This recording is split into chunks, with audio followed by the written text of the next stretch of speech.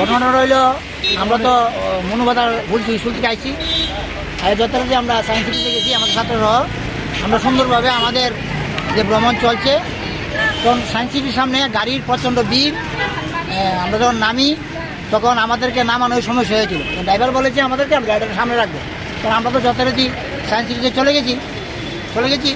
তখন আমরা স্টুডেন্টকে সবাই আসছে, আমি সবচেয়ে পিছনে ছিলাম, আমি সবটা খবর জানিও না। তখন আমি লাস্ট ম্যান আমি ছিলাম।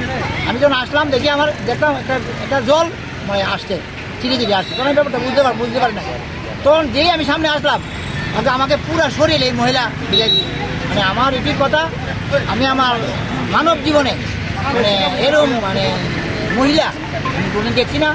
আমি আপনাদের মাধ্যমে অনুরোধ করতে চাই মহিলার কাছে, একজন নারী হিসাবে আপনার এই ব্যবহারটা ঠিক হয়েছে না। নারীর মতো ব্যবহার করেন, আর আপনি নারী জাতির কলঙ্ক।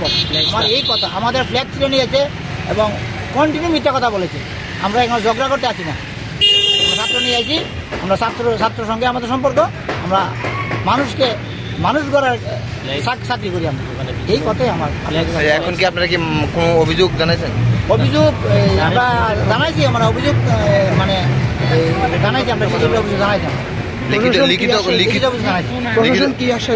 প্রশাসন তো মানে আমাদের যথাসম্ভব সুস্থ করবো এবং আশা করি তারা আমাদের সঙ্গে ভালো ব্যবহার করছে প্রশাসন, এবং আশা করি যা সুস্থ তদন্ত করবো। আমার অভিযোগ জানা এমনি আপনারা কি মহিলার বিরুদ্ধে থানায় অভিযোগ লিখিত অভিযোগ? আমরা শিক্ষক হিসেবে আমরা চাইলাম না, কিন্তু কিছু করার নাই। আপনার নাম?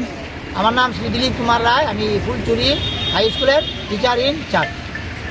স্কুলের ছাত্রদের তরফ থেকে স্কুলের যে হেডমাস্টার উনি একটা অ্যাপ্লিকেশন জমা দিয়েছে, সেটা আমরা আইনগত ব্যবস্থা নেব। মহিলার বিরুদ্ধে কোনো ধরনের ব্যবস্থা নিয়েছেন আপনারা এখন? না, আছে, মেয়েটিকে আমরা ডিটেন করে রেখেছি এবং দেখব অনুসারে এবং তার যে কর্ম করেছে তার যে দ্বারাই নেওয়া যায়।